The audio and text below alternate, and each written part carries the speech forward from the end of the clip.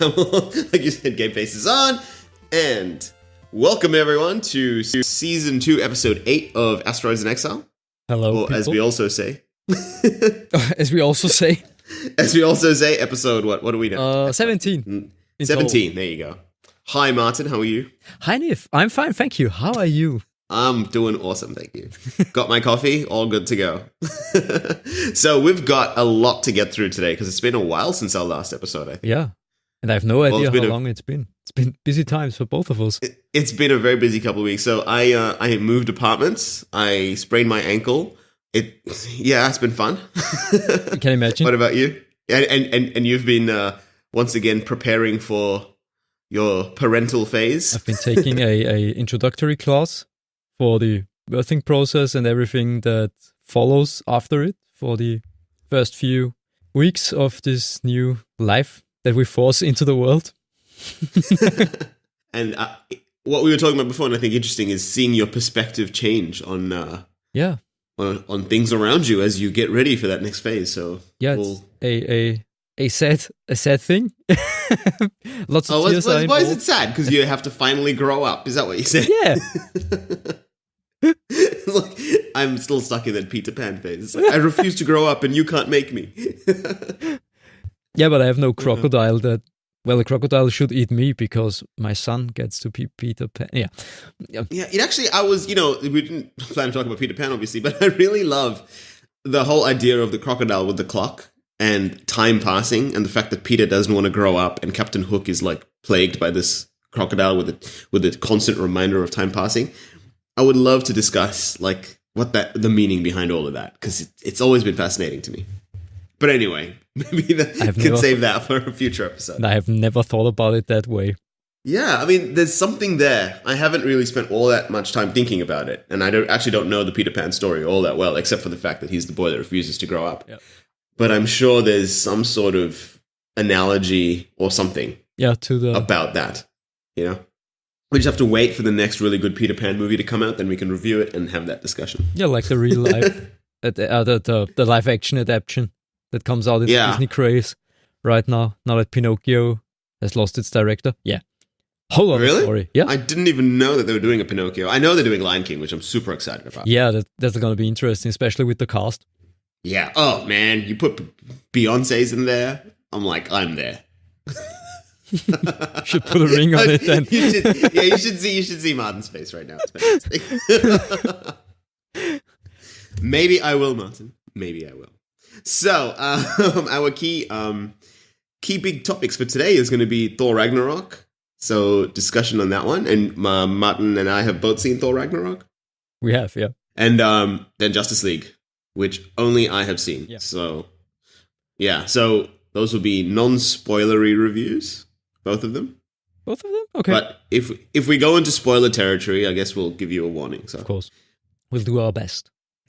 Yeah, I'll try not to spoil Justice League for Martin, although I think he's already had it pre-spoiled anyway. So. I already know about those 2 scenes at the end. Yeah.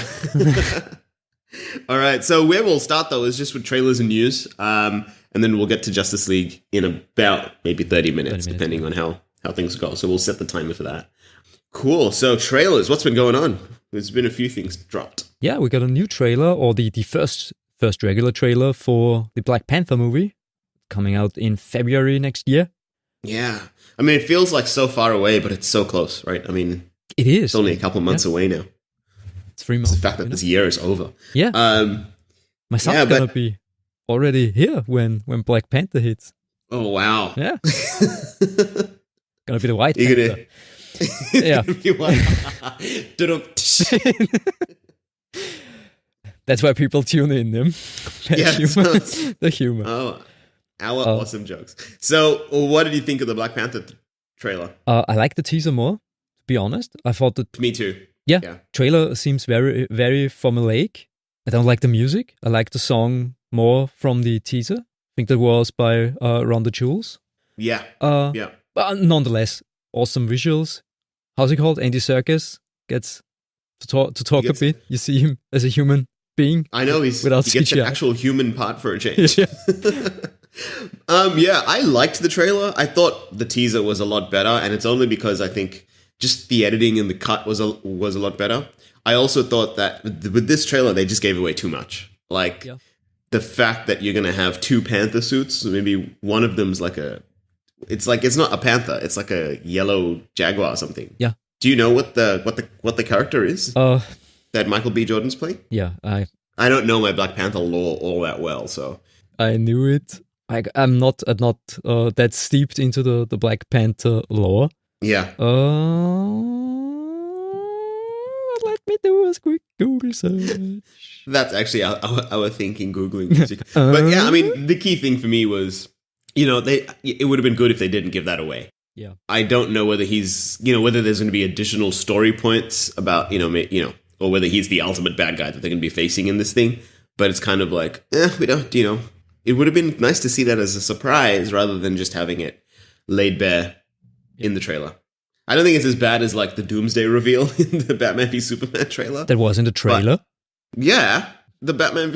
You don't remember, like, did you block that out of your memory? I forgot that movie. I actually just got the Blu-ray of the Ultimate Edition, and I'm like, I can actually rewatch that over and over again. And what's funny is that every time I rewatch it, I enjoy it just a little bit more. There will come a time when I actually just love that movie, I think. Okay, stop watching it now, then. My advice to your sanity. Yeah. Anyway, we're not going to revisit that. Maybe we'll do a discussion on Batman v Superman, revisit it at some point. We'll do a jab movie. But Black Panther was cool. I really like, again, just the way they visualized Wakanda, that whole Afrofuturism concept, just the way it looks and feels. It comes across as really fresh. I guess we're going to go more into that in the Thor Ragnarok part of the discussion as well. But it's cool that Marvel is still able to reinvent and give us something a little bit, at least it feels new compared to what we've had before. Yeah. It may be the exact same formula and template that they're using for all these movies, but at least it's not boring yet, And so that's exciting. And it seems like the cast gets more to do with I forgot the name of the elite soldiers. The Dora Milaje. Yeah.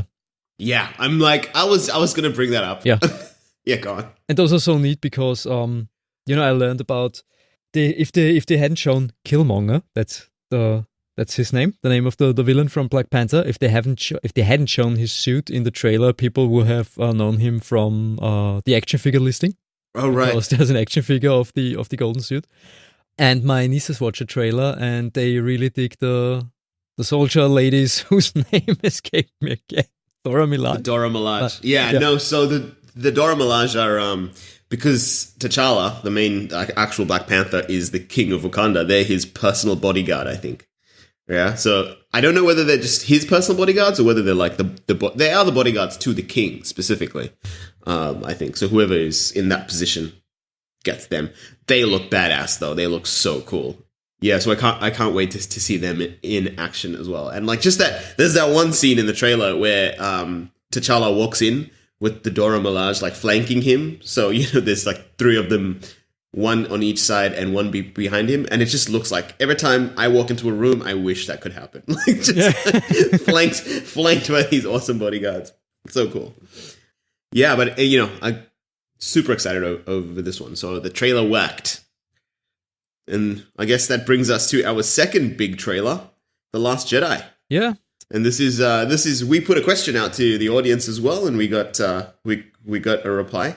Yeah, and I have to say, sorry, we recorded an episode with our first reactions where the whole thing was, where the email we received was read out, but Martin messed it up and mastered the file wrong and deleted the master file. So we only had the corrupted episode with corrupted sound. I apologize for that. Well, maybe we can add all the corrupted sound as a bonus extra credit scene to this podcast. us talking no, we won't. 3 times the speed that we usually do, which sounds funny. But we got an email in from Ashley, and his reaction to the trailer is, to hell with what all the trailer showed after the first 15 seconds. All that matters was those first 15 seconds. No longer are we to watch AT-ATs lumber around awkwardly fighting. Now we have AT-AGs, all-terrain attack gorillas. The fight has already been won. Look at them, gargantuan behemoths. And thank you for the reply. That's awesome. Thanks, Ashley. You're amazing. Like 5 minutes after we put out the question, we got that email. Ashley's always on time. Let me just tell you that. No, it's cool. I love the idea of what was it? The AT-AT gorillas? Yes, all terrain attack gorillas. Yeah, that's the first time I heard that comment, so that was awesome. Would be neat if the movie really ended with them. The rebellion says like, yeah, well, we can pack up things, you know. But the first 15 seconds is that indicative of your thoughts as well? No, I think the trailer is amazing.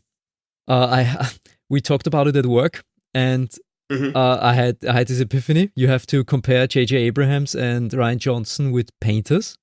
Yeah. And this is like a more modern thing. This is a Van Gogh compared to, J.J. delivers like Biedermeier artwork. Right. To say it at least.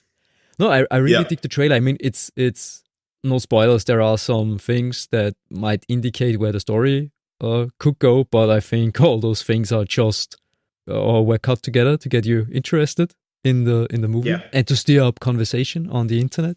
And I think, historically, I mean, even with the trailers for The Force Awakens and stuff, there was a little bit of misdirection with the way the trailers were cut together. And so I think here you're right as well.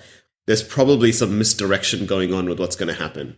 There's that one kind of scene, I guess, where it almost looks like Kylo Ren's about to kill Princess Leia. Yeah. Is that, those may be in completely different parts. The ship that he's in might be facing a completely different ship compared to the one that she's in, if she's even on the ship, right? So the way they cut it together could kind of imply things that we take to mean one thing when actually it's going to show up completely differently in the movie. And the same, like there's that last bit where Rey's all like, I need someone to show me the way. And Kylo Ren's like, take my hand. I'm paraphrasing, obviously, but that's what it looks like. But is that what's going to happen? Yeah, if he even extends his hand towards Rey. Yeah. Again, like you said, it's built to sort of create that discussion and hype, which is what a good trailer should do, right? Yep. So to Ashley's point as well, I think the opening scenes of like the AT-ATs and just that, it looks like they're on some sort of salt flats, and then there's like all this red smoke rising out of the earth.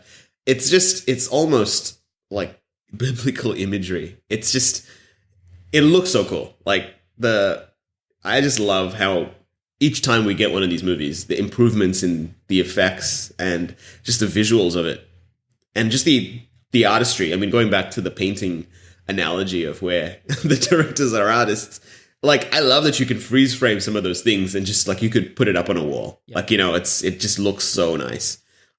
So yeah, I mean, I really enjoyed it, but I'm wary for where it's going to go.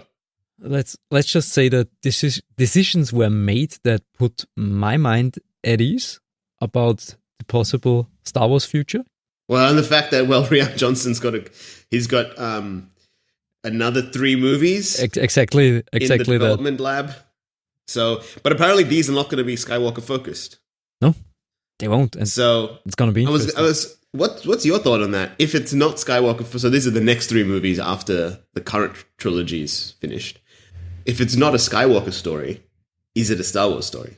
I think so, because there are so many other characters that aren't related to the Skywalker mythos, or only with a big distance between them and the Skywalker family. So I think that could work out. I mean, we have the whole unknown regions thing that gets mentioned in the expanded universe, in the current one. Yeah. And the Emperor set up shop there with something. Yeah, he's got a little colony, does he? Yeah, and the first order came from there. So there's definitely something there. Yeah. What I would like to see is, it'll be good if we can go into different parts of the universe, but the stories should still be centered on specific characters. And so having that heroes versus villains and that hero's journey style of story, rather than it becoming like a Star Trek kind of story, which is all about You know, which feels more about, it's more exploratory. It's more about like the team, I guess. Yeah. You know, rather than an individual's journey specifically. Because I think that's what sets Star Wars apart. Yes. But, you know, I think that the universe and the creative minds behind it can come up with new, well, not new dynasties, but new characters.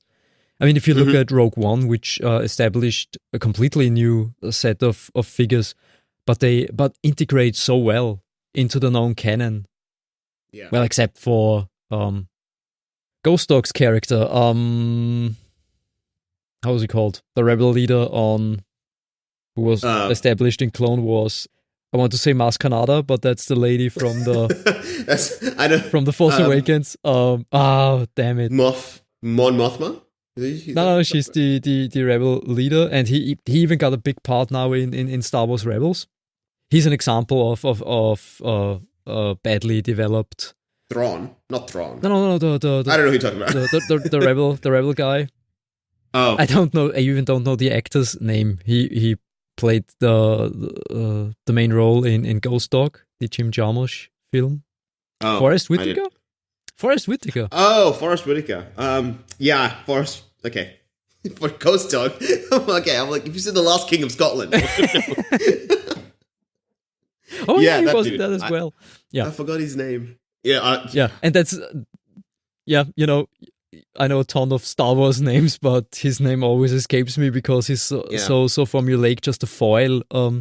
I mean, a well-used foil in Rebels with the whole thing. How should a rebellion be organized, and should we adhere to certain rules of war? Is that season 4? That's season 4, yeah. Okay, which I have not started. Okay, so this is the Star Wars Rebels TV series. I'm excited that he's in it because he is an interesting character. But let's see if the execution, like you say, if it's not as well done. Yeah, he needs a bit more depth. I think just a bit more story. Yeah, when I finish Star Wars Rebels, we can add that because this is the final season of Star Wars Rebels, right? So I think they're almost done. I'm just waiting for all the episodes to come out so I can just binge it because I love that show. Yeah, it's really cool. And the 4th season is really great. Didn't have the trailers didn't strike me as especially interesting, but they really they go into old places, but they show you some new tricks and new things. Yeah. Oh, nice. They're surprises. That's what I like. All right, cool. So let's just going back. We'll just finish up on Rian Johnson. So, I mean, you feel that it's good news about the new set of movies that he's planning? Yeah. There is this thing. There's a trailer that's focused on Rian Johnson, especially, and the way he talks, and he always carries a camera with him. Yeah, you see that this guy is. I just like him. He's to me at least a very likable human being, and how he talks. That he admits that he still gets the fan freak out moments even on set. Yeah, and he just seems so focused, but in a loving way, in a passionate way, yeah. And yeah, I don't know. He seems less. J.J. Abrams seems laser focused. Yeah. To me, the risk with Abrams is that it was sad to hear that there was not a long-term plan for the current trilogy. So I think there was an interview with Adam Driver, the guy who plays Kylo Ren. Is it Adam Driver? Yeah, who's saying like effectively like there was no real plan for what Kylo Ren's story arc was going to be. Yeah. And so between these 3 movies that we have now, The Force Awakens, The Last Jedi, and then the next one is unnamed, right? We don't have a name. There was no real plan for what Kylo Ren's story was going to be. And that's disappointing because I like there to be a well thought out story. But on the flip side, because we're going to have Rian Johnson working on these 3 movies together, it'll be good to actually have an overall story arc across those three movies. And I think I lost Martin. Hello. Hi.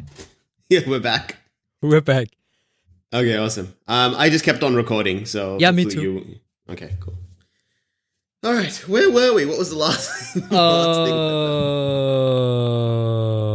J.J. Abrams has no idea, or had no idea where things are going when he did The Force Awakens. Yeah, so with Kylo Ren, like Adam Driver said, right, in the interview, that he didn't actually know what the plot points of Kylo Ren's story was going to be, like where the character was going, because J.J. Abrams doesn't actually plan. I don't know, doesn't actually plan too far in advance, because he's not so much interested in the story aspect. He's more interested in like the mystery aspect, and I think we've discussed that on this podcast a few times now.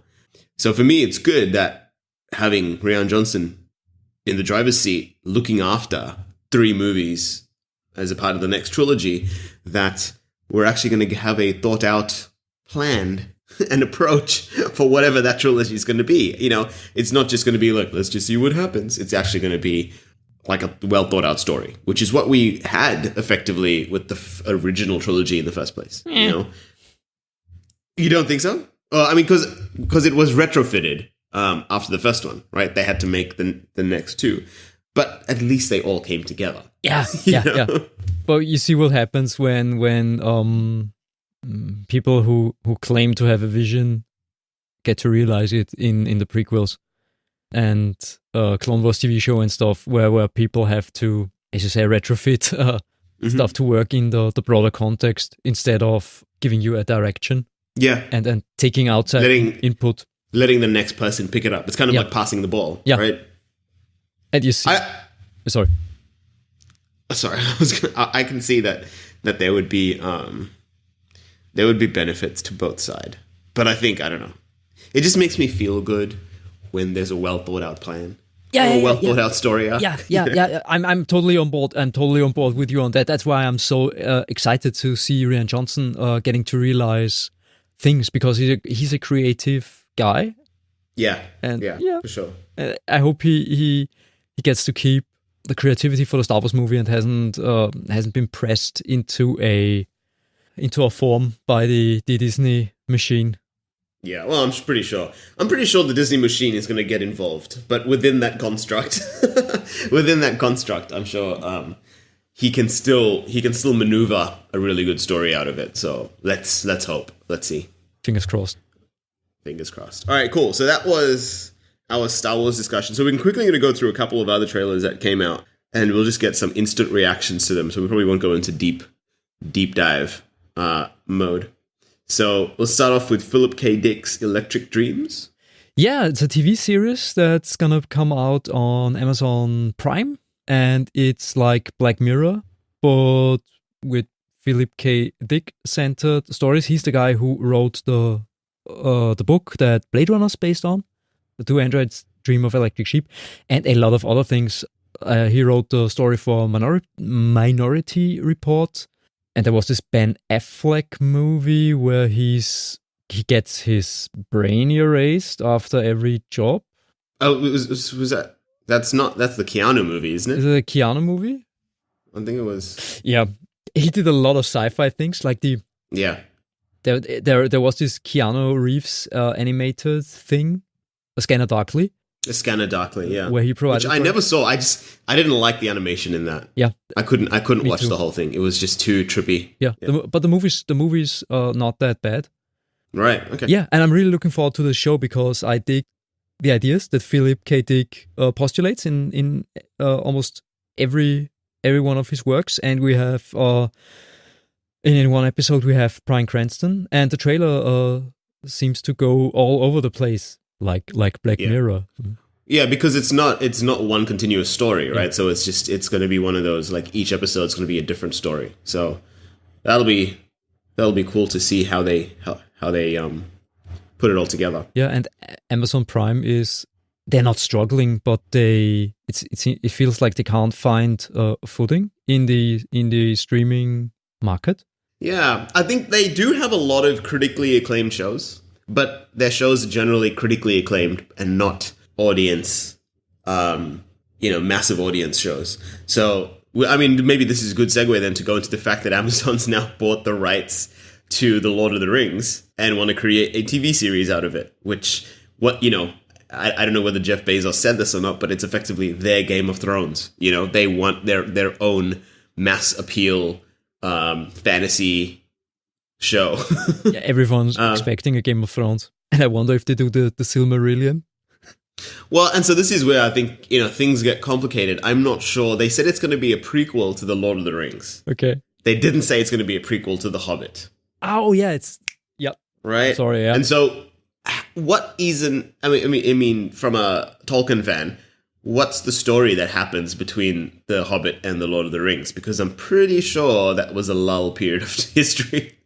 I mean, Frodo gets born. Maybe is it the story of the Sackville Bagginses? Is it just a story of how the Baggins family kind of split apart? I don't know, because it's just a lot of Gandalf Gandalf was just running around smoking weed for a lot of that time. There's not a lot of high drama, that's to my knowledge, that happens in between. Because I know in The Hobbit, effectively, like Sauron's rising again. But Gandalf's caught off guard when the ring finally appears, Is that canon? He's literally, it's actually in like the Fellowship of the Ring. Like Gandalf's just like showing up for birthday parties and just sitting around smoking weed. Like they call it pipe weed, but it's weed, It's the same thing. I'm not excited about a show that's based in that period of time. Because, maybe it's just my lack of knowledge about what actually happens in that period of time, but I think not a whole lot happens in that period of time. It would be super cool if it was coming out of the Silmarillion or like the first and second ages of what happened in Middle Earth. Like, there's the whole story about like the human kingdoms and how they split apart, the fall of Arnor, and like this whole history of like how Gondor came into being and how the different like human kingdoms split apart, how the kings of men got the 9 rings, what happened to the dwarven rings. There's like so much they could mine out of all of that. Even the creation of the rings in the first place, with Sauron taking the form of the Deceiver, and then how the rings were created. Because there's so much of politics even then between the elves, the dwarves, and the humans, and then even within the kingdoms of the humans, the dwarves, and the elves, there's all this internal politics. They could so totally do something with that. And then plus, it's the age where you've got all the crazy. Like, there's more dragons, there's more, there's like so many cool creatures that you could bring out of that. That the little period of time between The Hobbit and The Lord of the Rings is, to me, super boring. It's like, I don't know what's going on there. I don't know. Like, it'll be, I hope it's not. I hope it's like going back into like the early days of Middle Earth's history and not just that little period between the two Hobbit movie and the Lord of the Rings movie. Yeah, but well, given the thing that they want to develop with, everybody tries to be the next Game of Thrones, but I think when that show comes out, a lot of people have to buy new pairs of pants. You think everyone's just going to cream themselves? Yeah. That's a polite way of saying it. Yeah, but, I don't know whether they're going to continue with the look and feel of the trilogy, of like the Lord of the Rings trilogy, which to me was like, that's when I think of the Tolkien world now. Yeah. That's my standard benchmark, because the design, the weaponry, the motifs of the different kingdoms, like just the level of detail that was put into creating that trilogy was just so fantastic. I hope they don't do something that comes across as looking cheap compared to that. That's what a lot of people criticized the Hobbit trilogy for not being on par with the visual effects and the designs of the main trilogy that Peter Jackson did before. Yeah, but at least that's a complete. I only saw the first Hobbit film, and the second one I was drifting in and out of consciousness because I watched it at Christmas Day. But yeah, I totally get why people don't like the Hobbit trilogy and prefer the main trilogy, and I guess that Amazon will go for that look and feel in the depiction of this rather boring timeline that they're postulating to bring to the series. Yeah, it'll be interesting to see what they do, because I love Lord of the Rings. Like, it's one of my favorite things, right? So I hope they don't just fuck it up. And people have earned that, especially with I get my Star Wars TV show like next year. Yeah, Lord of the Rings people should get the Lord of the Rings show. Yeah, but not if it's a shit one. Like, I want it to be actually good. So, because I just rewatch Lord of the Rings. Like, if I want to go back to that world, I'll just rewatch Lord of the Rings. I'm waiting for it to come out on like 4K HDR Blu-ray right now, but it's still one of my favorite movies to rewatch over and over again. Cool. All right, so that's Amazon, and that is Philip K. Dick's Electric Electric Dreams. Electric Dreams, yeah, which comes from the title of "Do Androids Dream of Electric Sheep?" Right? Sheep, yeah. Yeah.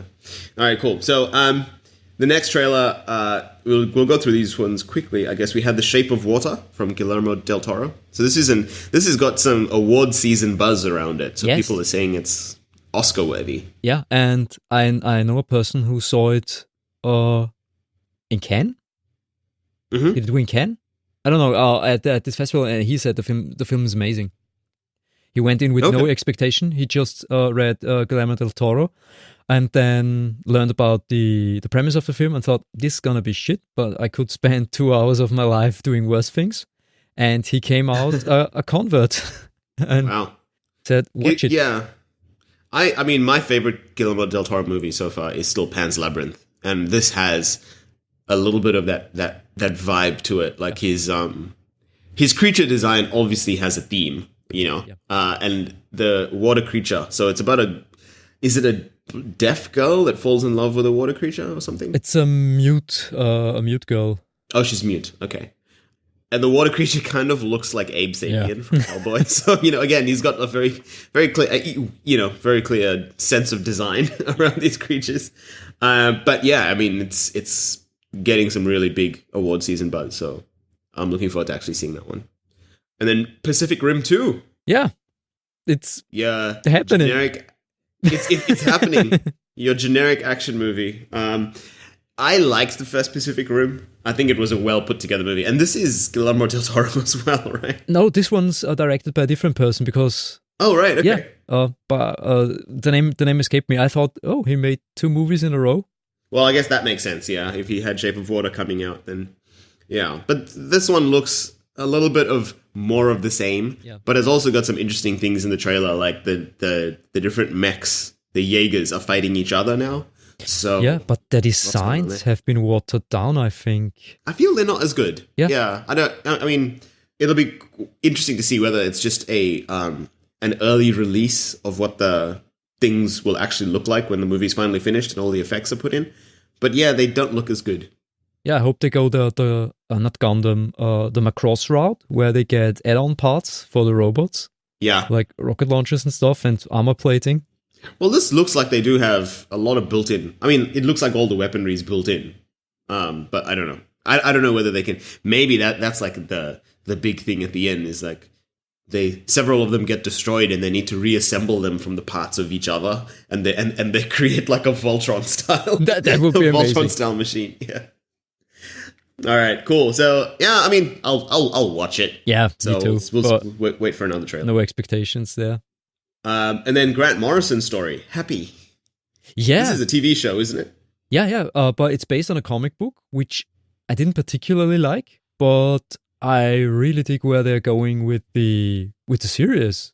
It looks like it reminds me of Deadpool because it's so left field. It's got that left field meta feel about it. And it's, I mean, what's the premise? There's like is it a donkey? Yeah, it's like an imaginary donkey that this dude sees. Yeah, and the donkey's summoned by a girl that has been kidnapped, and the guy has a day to rescue her, but also runs into trouble with the mob and the police and everybody who crosses his way. So it's kind of like a comedy of errors because he's like a grizzly detective kind of guy who's seen it all. Like that's the archetype, and then he gets this imaginary cartoon donkey that's following him around, and it's kind of like trying to lead him the way to the girl. Right? It looks pretty cool. Yeah, the trailer looks pretty cool. Skip the comic, watch the show. I guess it's my recommendation at this point. Cool. All right, so we have the Stranger Things trailer on here too for season 2, but I guess we'll talk about that in the review section, which is following directly after this. And so we'll finish off with the the New Mutants trailer. So, I mean, I don't know. Yeah, me too. I like the idea of them going into different genres because the horror genre is, the horror genre is a good way to set New Mutants because they're obviously full of hormones and mutating.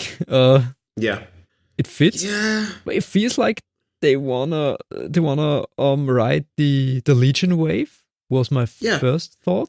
That's my thought as well. Like, to me, so the New Mutants are a part of the X-Men franchise, right? So this is going to be a Fox TV show. I can't remember. Yeah, it's going to be on Fox. It's a Fox TV show anyway. I don't know what channel it's going to be on. No, but, it's a movie, I think. Oh, it's a movie. It's a movie. Yeah. Oh, it is. It's a movie. Sorry, Legion was the it would be TV show. Would make a great TV show in addition to Legion. But yeah. So here's the thing, right? With the New Mutants, were they a dark team? Like the New Mutants was Cannonball, Sunspot, those guys, right? Not Mystique. Magic, I think she was called. Magic. Yeah. Razorbane, the lady who turns into a wolf, who joins X-Force later, and Space Guy. Space Guy. Yeah, the Warlock, I think he was called. Oh right, the Phalanx guy. Yeah. Yeah, okay, cool. So my key point is though, they were never in a mental institution in the comics, were they? No, but Bill Sienkiewicz illustrated the first batch of comics, so it kind of has this horror vibe. I remember reading it as a kid and feeling that the art really enhanced the uncertainty, the character's experience. So I think the horror thing it kind of works. I can see the horror thing. I think, I don't know, the setting of like whatever hospital or mental institution or whatever they're in, it just feels so forced. Yeah. Like, why would they put all of these, like, any time you have superpowered beings who don't understand their powers put in a place where they're all together, it just creates a completely unstable situation. Why would you do that? And so that kind of, like, why is in the trailer, the dude is like walking towards, like, it feels like it's too contrived. He's walking towards in the laundry room and there's like all the washing machines and then like Sunspot is inside a washing machine. Like, what's going on? I don't know. Their power sets to me don't really fit with the situation that they're in, but at the same time, it'll be interesting to see whether like Mysterio is there or something. Like there's some sort of like mind, like some sort of like mental projection evil villain that's actually causing them to think all this, and that's what creates the horror vibe for the show. Because to me, none of these characters are dark horror style characters. Like in terms of their power sets and what they end up doing later on. So it feels a little bit weird. Yeah, and it's not like the X-Men branch of stories have a shortage of villains that can produce illusions and control minds. I mean, there's so many, like the X-Men universe in itself is just so rich with characters and stories that they still continue to do stupid things. Like, I mean, I like the fact that they're trying something different. I like the fact that they're doing a genre bend with putting like mutants in a horror franchise, but you could have chosen better mutants with power sets that were that worked towards it. Like that's why Legion worked. Like Legion was good because the context of the characters, the story they were in, what was happening in that show, all came together beautifully. Whereas this feels like they just took can you imagine just taking the normal X-Men cast? So Jean Grey, Storm, Cyclops, and Beast, and then Angel. and then randomly putting them in a mental institution and saying it's a horror movie. Unless, and I only had that thought once I said Jean Grey, it's Jean Grey's mental powers going crazy that's creating that environment. That might be what's happening, but I guess to be seen. I'm not super excited. I'm expecting it to be ugh, why did they do that? But let's look at Deadpool came out of left field and grabbed our hearts. Yeah, but even from the initial inception of the first time we saw a trailer with Deadpool, we're not even the trailer. It was just the proof of concept action sequence that they did. We're like, oh my god, we want to see that. I see this trailer, I'm like, really? Legion was better. Legion made a lot more sense to me. Yeah. So that's safe. All right, New Mutants. Thanks, Fox. Well, it's good, Try experimenting, see what works. All right, cool. Which, I mean, maybe that's a good place to segue into Gifted now, which is a TV show that's also on, I believe it's on Fox, but it's an X-Men related TV show about a family that goes on the run after their kids turn out to be mutants, and they're being hunted by a organization known as Sentinel Services. So effectively, in the show they just keep on saying the Sentinels, right? But I'm really gripped by the show. It's pretty good. I'm it's not like, champagne television or anything, but the story is really good. I always get caught up by the X-Men storylines where it's kind of like people being persecuted, which is the big analogy for the X-Men. And this show does a good job at actually doing that. So it's effectively a family drama because the father was a prosecutor for mutants. So he was actually his job was to actually catch and put mutants in jail whenever they broke the law and the laws were severely restrictive. And then his kids end up becoming mutants. And so the family needs to go on the run. And it's just, it's put together really well. There is a mutant underground organization that's helping to protect them, kind of thing. And they have kind of like an underground railroad sort of setup. They're caught in this in that world now, which is really cool. And it's got Blink. Yeah. All the characters are not like super from the comics, so they've interpreted Blink, Thunderbird, and a few other characters, and it's really interesting to watch. And they actually use powers in a very in a cool way. It's like they actually use powers, which is good. So it's not like a TV show where they don't show you any powers because it's too expensive to do. So I quite like it. I have to check it out then.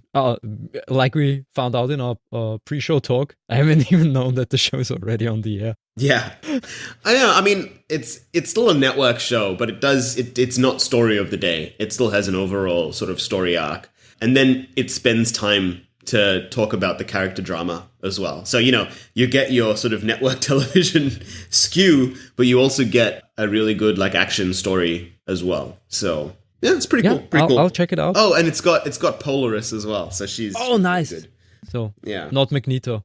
Not Magneto, and just the way they play with the characters and the storylines is quite interesting. The acting is above average. It's maybe it's just it's got some weak points here and there, but it's really good. I mean, I'm recommending it, so it's overall a good show. I think I didn't even bother with Inhumans. Like I just saw like a couple of scenes. Season. Yeah, and I was like, ugh. But you did watch it? Oh. I watched the whole season, and what's sad about it is that the actors they got, they're done. They're doing the best they can. Mm-hmm. It's to their credit that the show is a bit watchable, but overall it's a complete mess, forgettable. Skip it. Even IMAX themselves, who co-produced the thing, said we should look at the properties we're going to financially back better. Really? In the future. Yeah, it's sad. It's sad, especially Marvel tried to push the Inhumans so hard. Yeah, I mean, and this is the Inhumans was another one of those properties that had so much of potential. Yeah, it's just going back to Game of Thrones. Like I would have loved to have seen an Inhumans, which was like a Game of Thrones style with people with powers. Yeah. Like in terms of having that internal politics, having the different kingdoms of the Inhumans vying for power, or the different factions vying for power, would have been really awesome. Yeah. But instead, I don't know what they put together. Like it just looks so trashy. Even the great reveal when Black Bolt utters some words is disappointing. It was disappointing. Yeah, Don't watch it. Skip Were it. the stories interesting? Like, did they do anything with the characters? Like, was there actual character work, or was it just like fake spectacle? No, they tried. It's fake spectacle. They tried to definitely do things, address class politics. Right. But it falls flat at the end because and even I looked forward when they said Lockjaw's gone and we have to use Eldrac, which is a large inhuman who serves as a teleporter, who's basically a door. And I thought, perhaps he's the one decent thing in this show, effects-wise. Yeah. He isn't. It's just a face on a wall that opens up to let people inside. Yeah, it's... Does the mouth open up? No. His chest or what would... Right. What would be his chest just opens up and people walk through it with a soft ripple effect. Yeah. Okay. Don't bother watching it. I suffered for you. And yeah, please. Thank you. We appreciate we appreciate that. Which is, I mean, I think the storylines in Gifted and just what they're doing with the characters is quite interesting. Like you and I were talking before about now that you're going to be a soon-to-be father, your perspective on sort of reading and watching a lot of these shows and movies and stuff are changing. Yeah. So, and I mentioned that in Gifted there was a really interesting story and episode. I think it was 4 or 5. I can't remember now. Where it was a really good father and son family type episode dealing with how to raise a kid effectively, which was a quite interesting discussion that they had. Him being the kid being a mutant and all. And so I said, Martin should really check that one out. Yeah, you've been having your own misty-eyed moments. Yeah, I watched the 3-hour version of the 1987 Superman movie. I think the one Richard Donner directed, and there's a 3-movie cut out there. And as soon as Marlon Brando starts his monologue on Krypton when he talks to Kal-El, I started tearing up. Yeah. Yeah. While my wife remained stone-faced. Stoic. Yeah, which shocked me even more because, all the father becomes the son and this is all I can give you and blah, blah, blah. And they can be great people if they wish to be and they only like the light to see the way and that's why I sent them you, my only son. And that's where I lost it. Like the tears were shooting vertically from my eyes.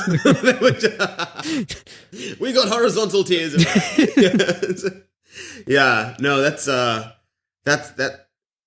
I can imagine that moment. I mean, the fact that as parents, your world is dying, and as parents, you want the best for your children, and so they take the decision to send their child to another planet. Like, we will put all of our last efforts into getting you safe. It's a huge moment. Like I think that's a part of what makes the Superman mythology so great. That he's not just from Krypton, but he's the result of his parents making that decision, which then also I guess plays on who Superman is as a character and who he becomes. Because that's what's cool as well is that you've got Jor-El and I forgot his mother's name. Is it Martha?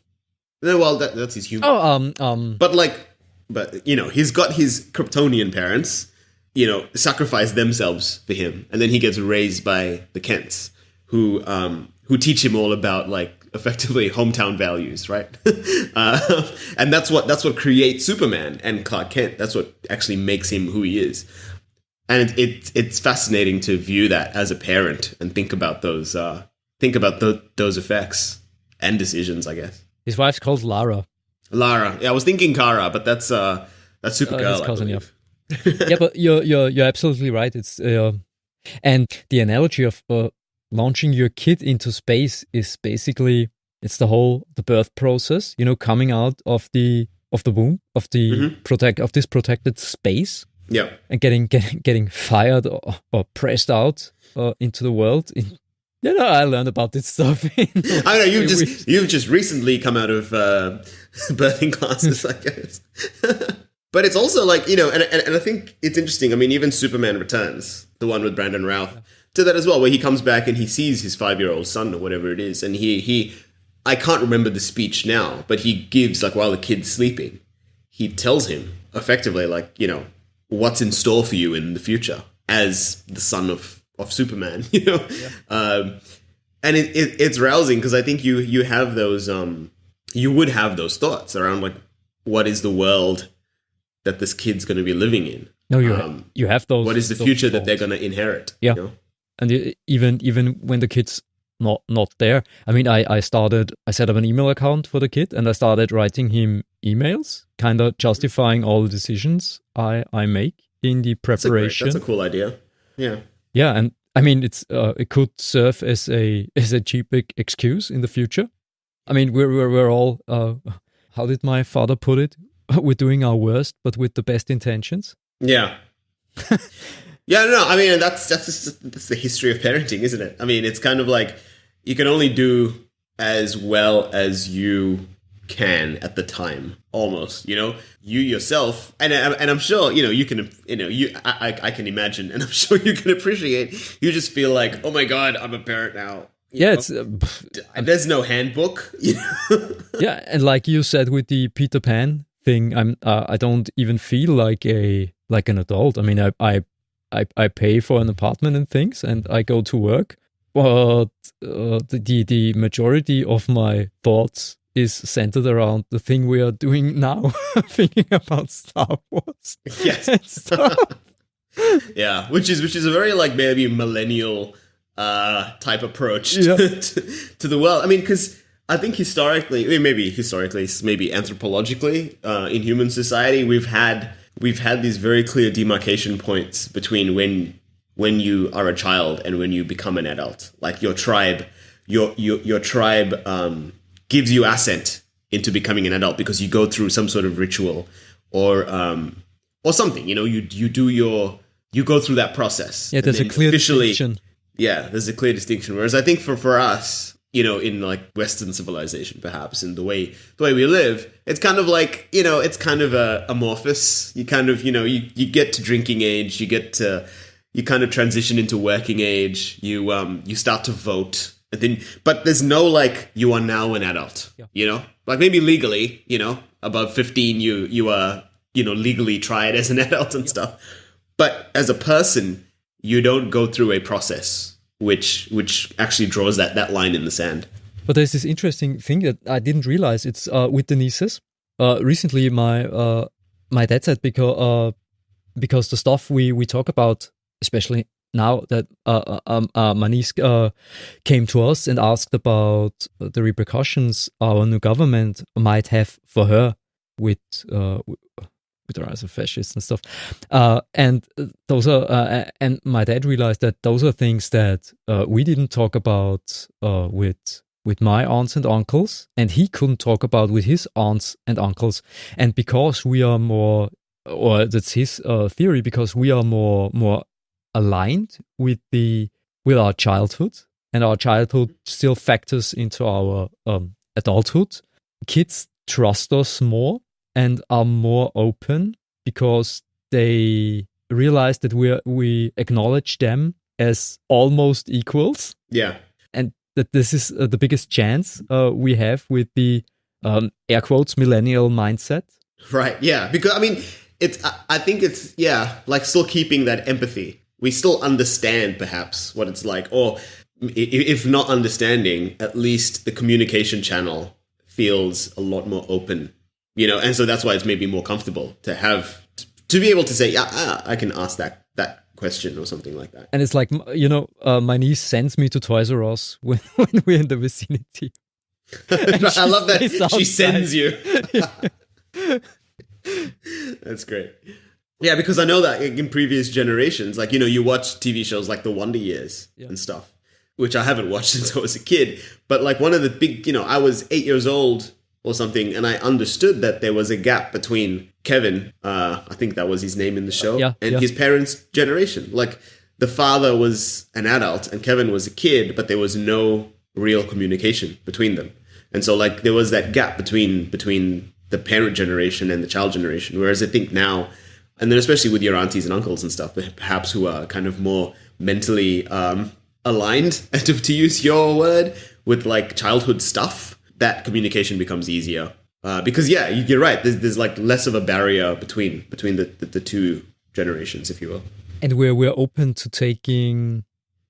We look at what what kids like in another way than our parents did, because they just said, okay, that's kid stuff. Well, I try to watch the things my nieces watch, just to, first of all, to know where I should counteract with some of the Disney stuff. It's like, maybe you shouldn't be watching. Yeah, or maybe see it, just think about it differently, what it means.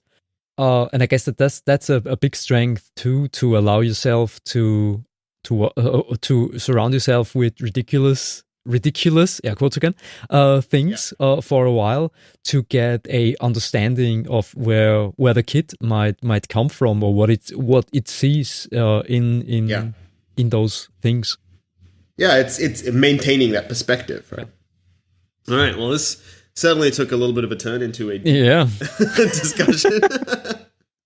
But yeah, I mean, it's good, you know, stay young, at least mentally anyway. Yeah. So, all right, cool. So we are pressed on time today. So I'm gonna procedurally move us forward, if you don't mind.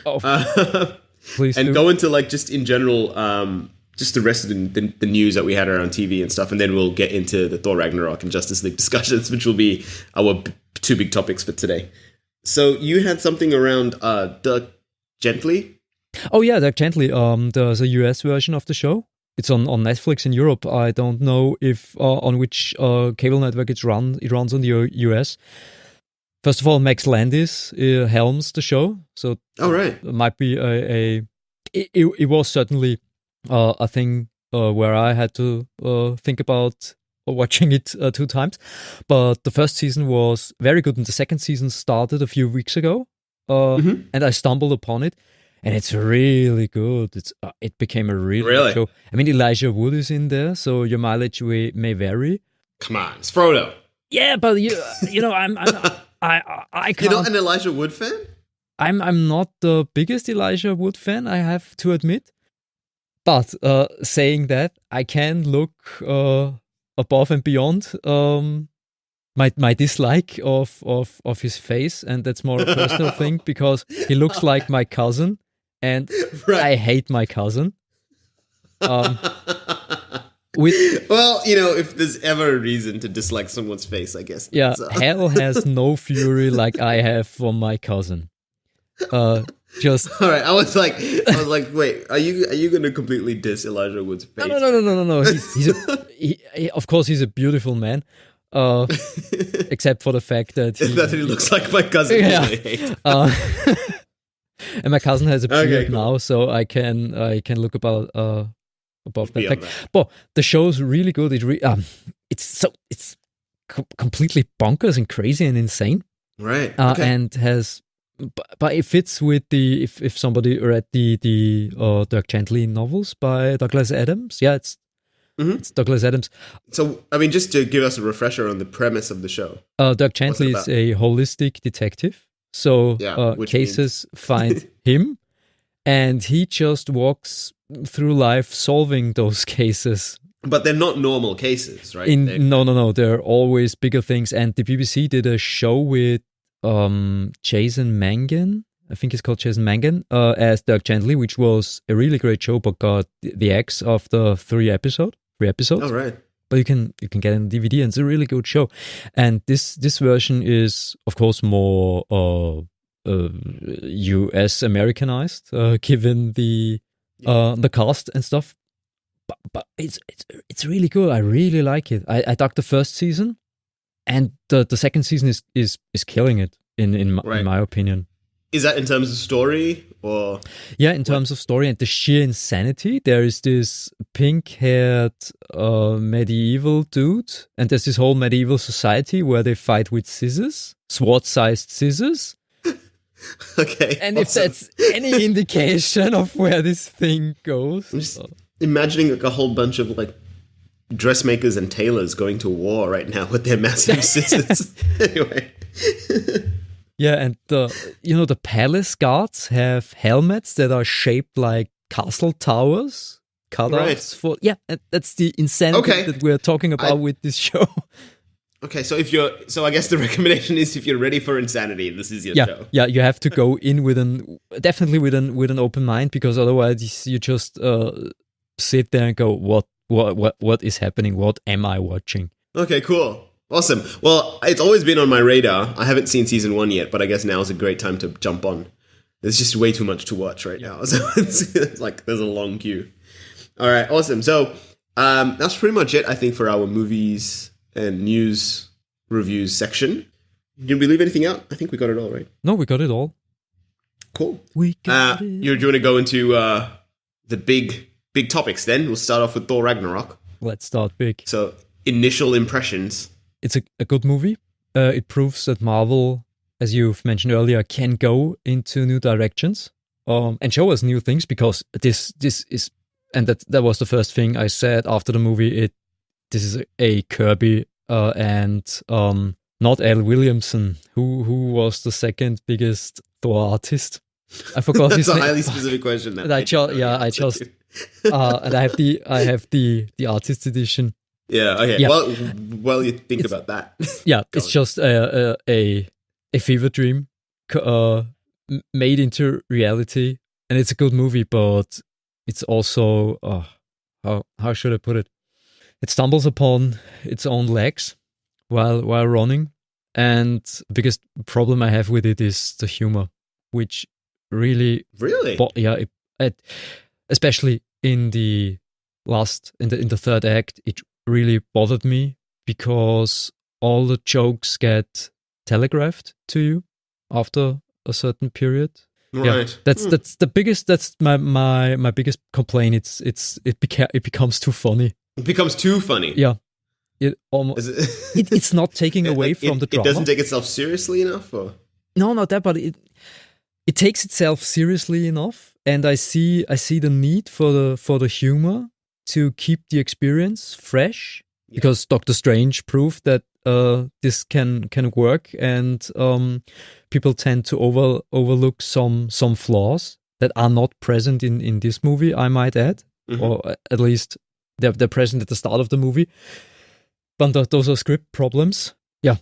Okay. I was a little bit surprised at how sedate and reasonable your reaction was, actually, when I asked you just then. I was expecting you to kind of like go crazy with it, but because that was the impression I got when you first saw it on like social media. So really, yeah. Okay, because I thought that'd be the the sore thumb, because I seem to be the only person who said, yeah, it's too much really? At the end. Oh. Yeah, because I was the other way. I quite enjoyed it. I really enjoyed it. I love the visuals. I love the color. I love the design of the different worlds. I mean, like you said, there was a lot of Jack Kirby influences, right? So that was really beautiful cool. Designs, beautiful colors. I thought the performances from Cate Blanchett and from Jeff Goldblum were fantastic. Like Jeff Goldblum, they both looked like they were having so much fun, which is what I liked about it. No. But Jeff Goldblum is playing Jeff. That's why I get Jeff Goldblum. He's Jeff Goldblum in every movie that he's in. He's like, but that's kind of like, that's what makes Jeff Goldblum Jeff Goldblum. Yeah, he fits. He fits the thing. But I'm just glad he doesn't have too much. He doesn't have too much screen time. Yeah, but it's. I mean, I don't know.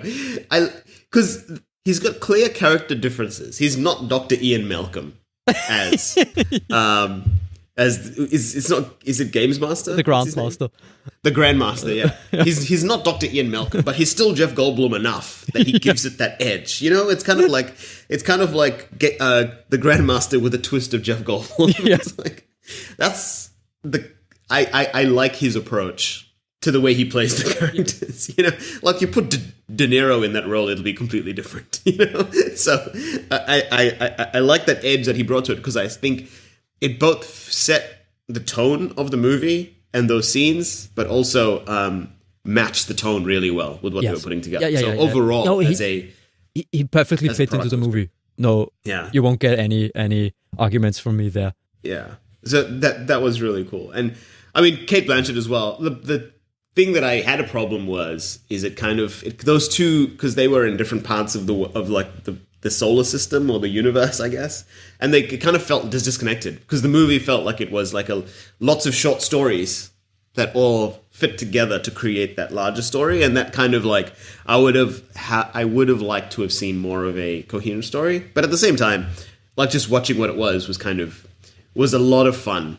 What it didn't give me was a sense of gravity, because it was also disconnected. I think the motivation of the villainess, Cate Blanchett's villainess, was a little bit two-dimensional, but I think with a lot of these movies these days, and I think Justice League has a very similar challenge, is they're trying to do so much and show so much, introduce new characters, show different worlds and different places, that they don't have a lot of time to actually develop a compelling villain either. So the villain always comes across as like two-dimensional and just like, I'm just an agent of destruction. You have to stop me. That's pretty much it. In this case, it was especially disappointing because she literally just shows up. It's just Odin says, she's coming, peace out. Yeah. And then she's here. And there's no explanation to how she got to that point, because that's what bothered me also, because Cate Blanchett takes it to town with this. She chooses scenery in that case. The body language and everything is great. Oh, and she's got this fight scene, which was like great, but at the same time too short. Like that was my other complaint about the movie, was I think the action sequences were too short and they were generally over too quickly. Yeah. I want to see Hela kicking more ass. That was a great fight scene. And it's kind of like that scene in the first Kingsman movie with Colin Firth as well. Like just and the church, the one. Yeah, this is having a really epic fight scene with a character or an actor or actress that you would not have expected to see it from. It just would have been so awesome. But yeah, it was overall though, it was a really enjoyable experience. Yeah, really cool. Yeah, good. The best Thor movie was the last one, but hopefully it's not the last one. Is there any news in that? Is there going to be a fourth Thor, or is that because it's not? There's nothing in the pipeline currently, is there? No, the next thing is Infinity War, where we get to see more of Thor. More Thor in Infinity War. Yeah, but no Warriors 3. That's another big complaint. The Warriors 3. Well, spoiler warning. Yeah, but unceremoniously, I think Ray Winston has like one reaction shot, and that's it. And then he moves on. Yeah, I mean, but at the same time, I almost feel like the Warriors 3 didn't make much of an impact in the last two movies either. And so, like, the only time I really enjoyed the Warriors 3 being around is when it was in the first Thor movie when they're walking down the street, and then like one of the SHIELD agents says, like, we've got like he says something like, we've got something and Robin Hood walking down the street right now. That was the last time that they actually made an impression on me, because every other time, like even in the Dark World, I don't even remember what they did. Yeah, only Sif has something to do in the Dark World. And that's something I'm looking forward to, because Sif must have been doing something while the whole Ragnarok thing went while on. It was all happening. Yeah. So I think Sif was underserved as well. Absolutely. Like as a character. She showed up in Agents of S.H.I.E.L.D. a few times, I think. But they really didn't give her anything much to do. Overall, it'll be cool if they actually like did like a Sif style movie, which they're never going to do. But bring the character in and give her more to do. At least would have been fun, especially with that ending, because they're mirroring was it J. Michael Straczynski or the Matt Fraction arc, where the Asgardians are thrust into adopting a new perspective on life. Right, because they have to resettle, right? Yeah. So, I mean, in the comics, they resettle on Earth. In Texas. Yeah. That was, I think it was one of the was it Texas? I thought it was Oklahoma or something. Oklahoma? I thought it was Texas. Yeah. Okay, wherever. Anyway. They come to the US, and the similarities of the cultures was something that really struck me when it was done in the comic books. Like the working class people in the village, and the Asgardian and the Asgardians, yeah. No, the human town.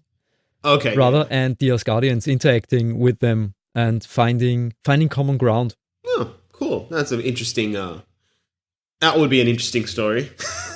That almost feels like a TV show by itself, like just by itself. That could be like these two towns next to each other, one with Asgardians, one with humans, and just the interactions between them. There'd be the love story between an Asgardian and a human. It writes itself, really. Yeah, basically, yeah. Family drama. It sounds like an ABC show. All right. So that was Thor Ragnarok. I think highly recommended from my side. Yes, of course. If you haven't seen it. I recommend it too. Yeah. It's a good movie. I don't want to sound too negative. It's good and entertaining. Yeah, I mean, it gives you... It's a fun romp through the galaxy, and it's definitely like visually awesome as well. Something else. Yeah, and then pivoting now to Justice League. So I guess I'm the only one who's seen this one. Yep. Please enlighten me, because people say, "Oh, it's good," but nah. Yeah, and it's definitely that. That's exactly. This is like, it's almost like an unreviewable movie, because what do you review it as? And that's the ultimate question. I think there was a Verge, there was an article that I read somewhere that called it a Franken movie, because it's just this hobbled together movie, and so it exists on it ticks all the boxes for everything. It's almost like it's a Zack Snyder movie, but it was finished by Joss Whedon. Yeah. It was a story that came out of Batman v Superman and a vision for the DC universe that looked one way. So it was dour, it was serious, but it was in development it started filming, I guess, just as Wonder Woman came out. And that had such a massive influence on what the movie ended up being, I think, in terms of its tone, in terms of introducing more jokes, in terms of making Wonder Woman a more prominent character in some ways. And so you can see like this, and then, so I'll take a step back.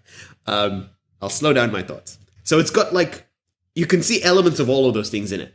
It's got bits where you're like, it's super serious. It takes itself super seriously. Then it's got bits immediately after that where like Aquaman's cracking a joke like a frat boy, because they're like, oh, we need to make it funnier. And then it's got jokes then it's got scenes that are like, got that Zack Snyder-esque high concept kind of like God is Superman, Superman is God kind of thing, followed by like Bruce Wayne saying, what's your secret power or your superpower? It's just like, I'm rich. Like it goes from like, really heady kind of like, oh, that could almost be philosophical to like, oh yeah, that's just banal, Yeah.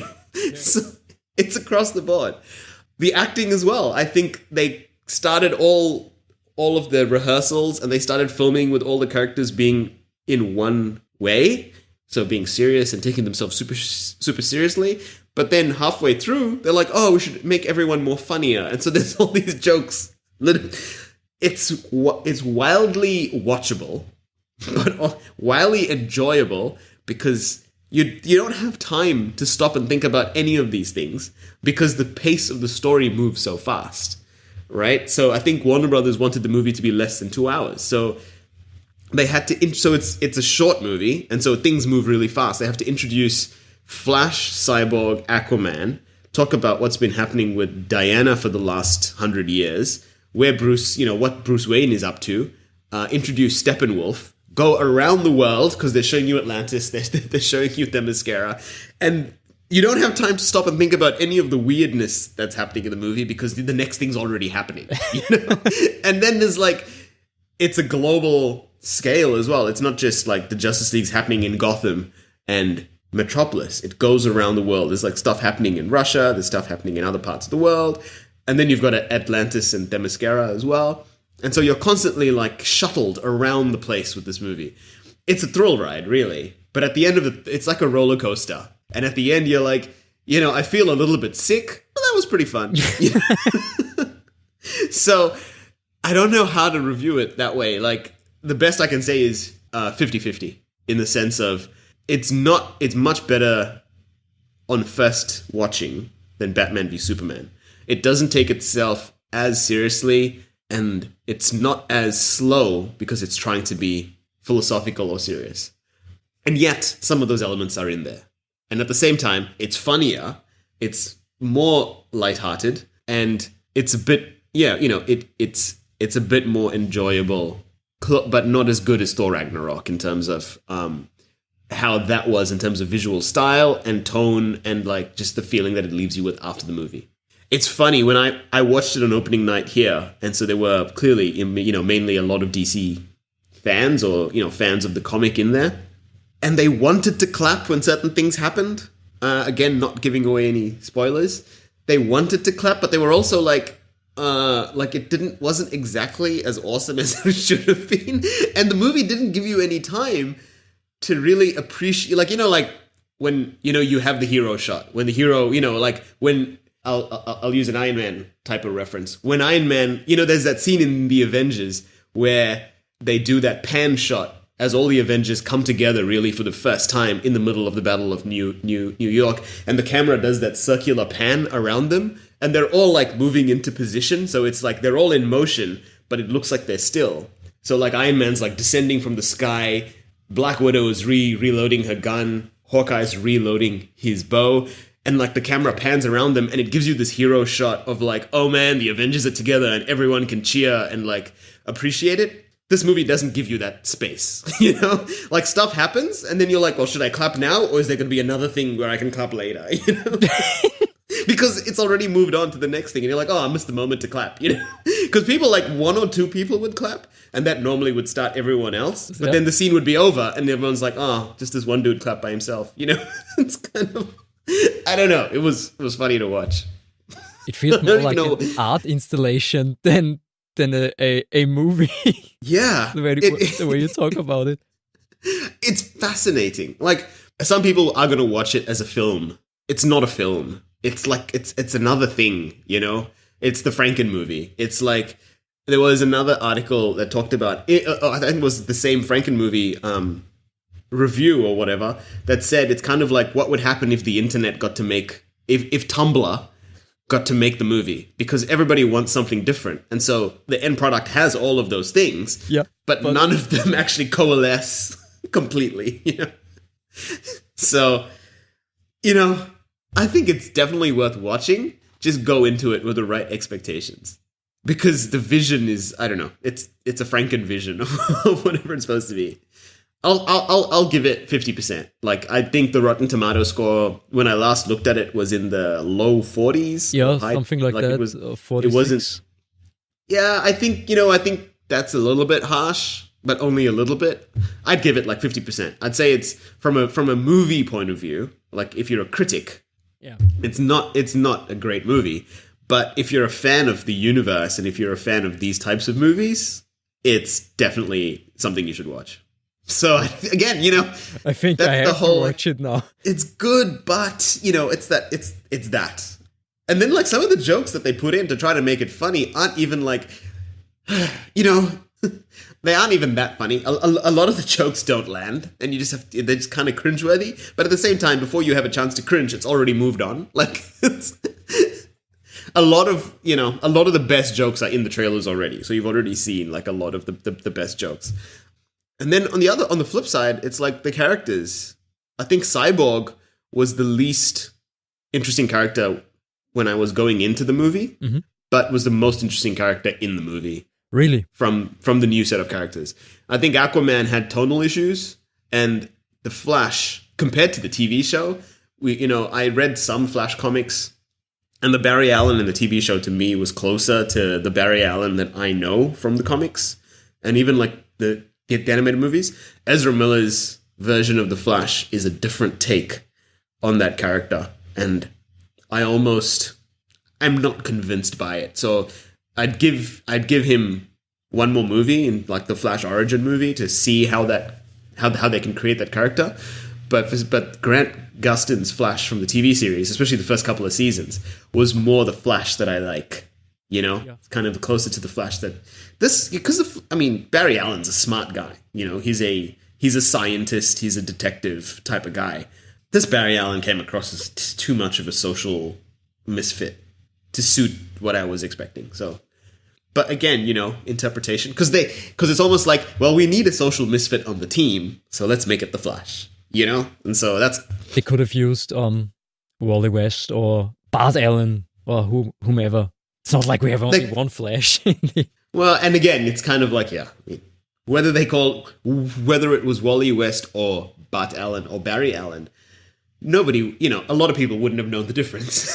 So they might as well have used a more appropriate persona for that character. Yeah. But anyway, that's my Justice League review. Any questions? I'm glad to hear that Cyborg worked, because he really got me worried. I thought they'd double down on Aquaman and the Flash, and keep Cyborg by the sidelines. It's good to hear that he got more to do, especially given that the effects in the trailer didn't look that great. Yeah, that didn't annoy me to any extent, because there's something else in the movie that annoys much more, and I'm not going to note it. I'm not going to mention it in terms of visual effect. I'm not going to mention it until after you've seen the movie, so I don't bias you towards it. But Cyborg worked. He's very different from the Cyborg that's from Teen Titans. So the Teen Titans Cyborg is a jokester, you know? He's a very comedic character. He doesn't have any of that here. So he's like, after Batman, he's probably the most serious character in the movie. But it works because, and it's almost like a lot of his jokes were probably written by Joss Whedon, because they come across as Whedon-esque jokes. A lot of the other jokes come across as frat house jokes. They're these very like bro-y type humor, and so you know which are the Zack Snyder jokes, you know. And so, Cyborg to me worked, and so I'm very much interested in how his story progresses going forward. And Wonder Woman, how is her sudden rise to fame? It dealt with in the movie. I don't know whether they gave her more scenes initially. I think overall a lot of the characters pretty much get equal time. Like I didn't feel that one character overshadowed another, and I didn't feel that Wonder Woman became any more prominent. Maybe she was sidelined originally, and now she's got more scenes, and so it's equalized across the board. But there's still an inconsistency overall with the story. Like, Wonder Woman's been around for 100 years, honing her powers. She appeared as a god at the end of her own movie, because, I mean, she's effectively the daughter of Zeus, right? But her power set still seems a little bit underpowered for what she's able to do. Like, can she fly? Like, it's indeterminate with what she can and can't do still. Superman is, in terms of power set between Superman and Wonder Woman, we still, it's not clear. In the comics, is it more... Because she's not at his level. He's still, like, the big gun, isn't he? He is. But, it's with Wonder Woman, it's like with the Flash. How fast is the Flash? Who's faster? As fast as the plot demands it, no? Yeah. And it's the same. True. Exactly. I feel it's the same with Wonder Woman. In the comics, she has fixed powers, but they shrink and grow with demand.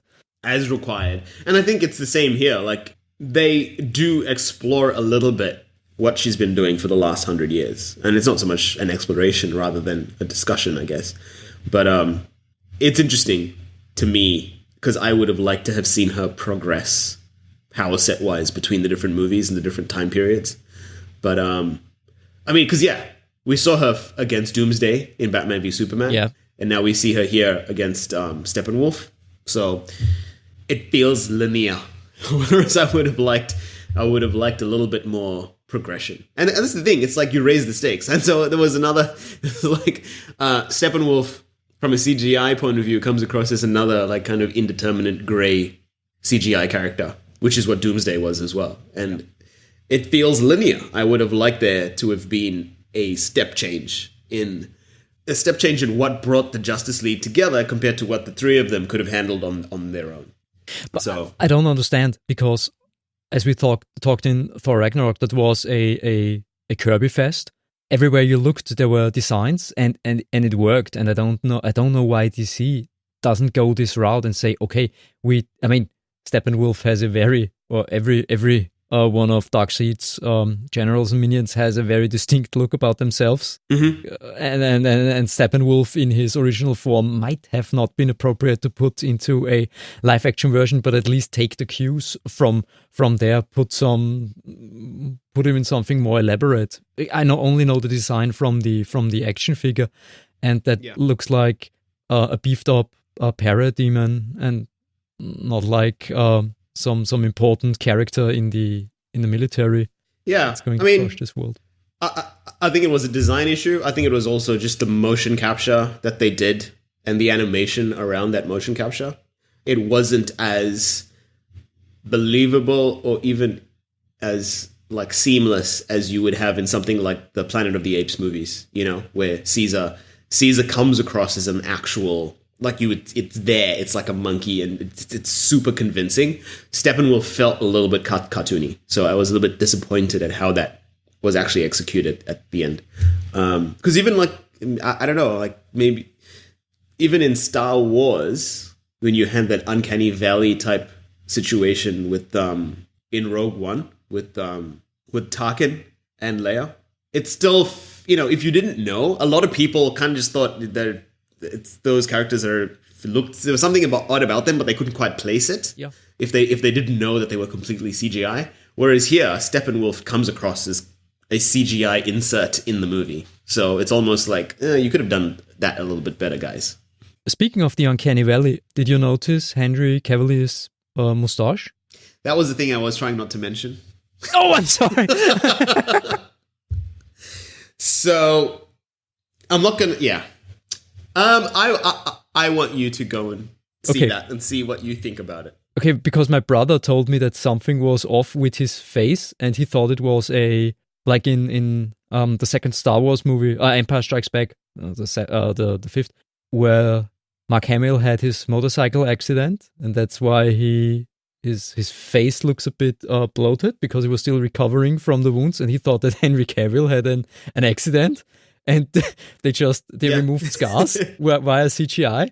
And I told him, no, they removed his whole mustache he had grown for another movie he was shooting at the time. And my brother said, really? It was super distracting because once you notice it, you can't not notice it. And then that's all you think about. So any acting that Henry Cavill did is completely pointless because no one's watching anything else. They're just focusing. And because it's oh my god. Why didn't they explain it? Because everybody thought that he'd come back in the black suit and perhaps with a mullet like he did in the comics after Superman was killed. Yeah. And they should have just said, Kryptonians grow a mustache when they die and go into regeneration. It would have been a lot. Yeah. It would have been a lot better if they'd given him facial hair. I mean, because that was in Man of Steel, right? He had facial hair in Man of Steel. Yeah, he's been, but you know. Yeah, but at the same time, that would have been a lot more organic than what we have on screen right now. Because they said he only had the mustache for reshoots. Yeah, but not for the original filming. For the original filming, yeah. Because it felt to me like every scene he was in must have been a reshoot scene then, because it was that was there every scene he's in. And so it was really distracting. I went with some other people. I didn't ask them about that specifically yet. I really should, just to see. But yeah, and like the first scene has Superman in it, and you're like, is that Henry Cavill? Like that's what introduces you to this movie, and so it kind of like throws you offside, like for the first. The opening of the movie after the Warner Brothers logo and the DC logo, it's that, and you're like, oh wait, what is this now? Like, it's interesting. They should have kept it. It must have been amazing. Does he turn around to the camera or something like that? Oh yeah. I mean, there's like 360 shots of his face and head and him turning, and so like it's as as an achievement in what they did, it's impressive and yet so completely unnecessary. But it would have been amazing. Just let him keep the mustache. Throw people off their game. Yeah. I mean, I don't know why there was a need for Superman to. I mean, all right. So he's obviously in the movie, so that's been spoiled at this point. Yeah, everybody knows that. Everyone knew he was going to come back from the dead because he's been in all of the press interviews and stuff. But there was no need to have him come back cleanly shaved, right? So he could have. I think people would have accepted if he had facial hair. Yes. Because clearly Kryptonians don't die. I mean, I don't know. So anyway, the manner in which he comes back as well is interesting. So it's also watch for how that comes to be, because it's different. Oh, nice. Okay. So, yeah. And I have one last question. Mm-hmm. Did you like the boom tube sounds? I did, but I almost didn't like the boom tube visuals. Okay. It was done well, I thought. The boom tubes were cool. They were cool, but they were almost like, wait, how does that work? my favorite transportation device of that type, like you've got the beaming technology on Star Trek, which is fun. You've got the boom tubes now, which is obviously this massive tube. And then you've got the 7 rings from Stargate. I don't know if you... Yeah. Yeah? The 7 rings are my favorite style of point-to-point transport, if you will. I just think the sound, the way they come down, just looks so cool. Yeah, that's my. That's a random side comment. But yeah, it's just my favorite. That's my thing. Boom tubes since the Justice League TV show, because I think that's the perfect boom tube for me. Yeah, I mean, I'm used to the boom tubes from the Young Justice TV show, where it would also announce who's coming through. Because I thought that was fun. Like, you always know who's at the door, kind of thing. Like, the boom tube would open. It was effectively like a Stargate. Like, that's what it looked like. And then the computer would say like, incoming. The designation A02 Batman. It's a great way to announce your presence in a room. So the boom tubes here are quite serviceable. I thought that they were quite cool. It didn't blow my mind, but it was good. Neat, good to hear.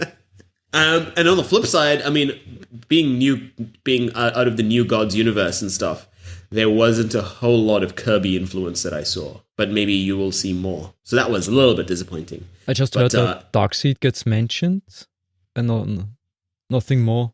That was do you want me to tell you? My brother. I'm sorry.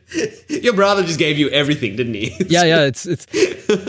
I'm still remembering when he basically did an interpretive dance when he told me about Batman vs Superman. He acted out the whole movie for like 45 minutes. Oh, really? In his review.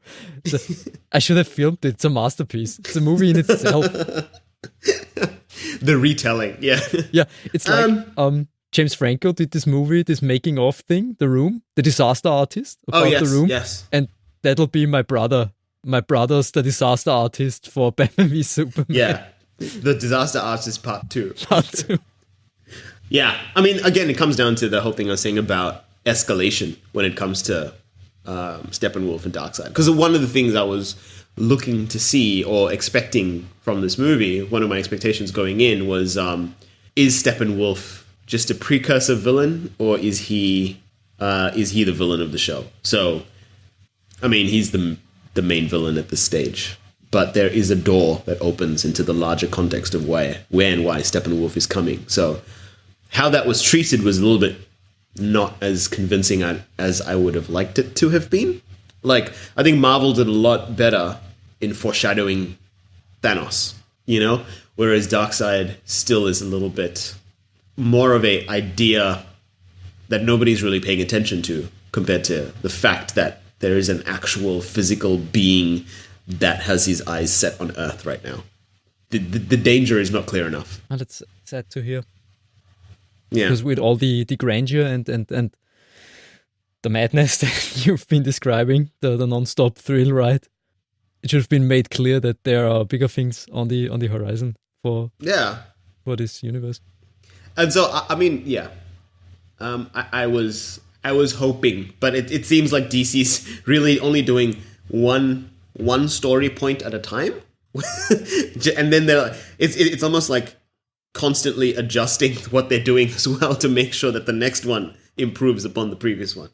So we'll see. I mean, I'm excited for Aquaman, The Flash, and for Cyborg movies now, but I think only Aquaman and The Flash are being foreshadowed, or like are in the pipeline. Yeah. I don't know if the Cyborg movie was supposed to be like 2020 or something, and we haven't heard anything since then. But Cyborg's, I was scared about Cyborg, but he came across as pretty cool. And overall, I think this franchise still has legs, but it's more about, it's not a critically acclaimed franchise, clearly, and it's more about them just executing that vision that they have and trying to improve it or change it based on how the previous movie went each time, which is, it's a way of making movies, I guess. Yeah, I just hope to get it together. We mention it in every episode. We hope that DC can develop a movie factory like Marvel did. Yeah. Well, hope, as Superman's logo says, is always there. All right, cool. So that's our 2 big media reviews. Were there anything else that you wanted to mention from a review point of view? Review point of view. Have you seen Stranger Things season 2? Yes, I did. And I thought it was awesome. Yeah. Not as good as season 1, but... No. There was 1 week episode, I thought. The Chicago episode. Yeah. Living in Chicago now, it's kind of like, wait, where are they? And so that was super distracting, first of all. Yeah. If you know Chicago, it's a city on the lake of Lake Michigan, which is a huge lake. And a lot of the backgrounds that episode had was taken like the city skyline that they had in the background of a lot of scenes in that one episode was the skyline as seen from the lake, like if you were on a boat in the lake. And so every time they showed like a warehouse and then the city behind it, it would be the city as seen from the lake. So you'd be like, is that warehouse in the lake? Like, they should have they clearly didn't film in Chicago. They just had one shot of the skyline and they just green screened it. And it was very distracting. And aside from that, though, the rest of the season I thought was really good. Yeah. I was really impressed by Will, the kid playing Will, who was the abducted kid from season 1. The abducted kid. He was, because he, I guess, didn't have too much of screen time in season 1, but he was brilliant in season 2. Like he was super convincing with everything that he was going through. Yeah, it was good to see Sean Astin. Oh man, yes, I really. Again, no spoilers, but it was good to see Sean Astin.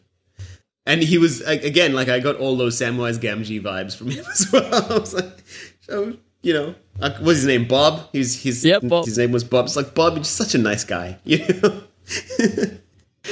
Yeah. It was good. I mean, the rest of it was kind of like par for course. One of the things I was watching when it came to Stranger Things season 2 was, you know, in a post-It world, It, the Stephen King story that's just been recently made into a movie as well, was R-rated. And the kids there did a great job as well.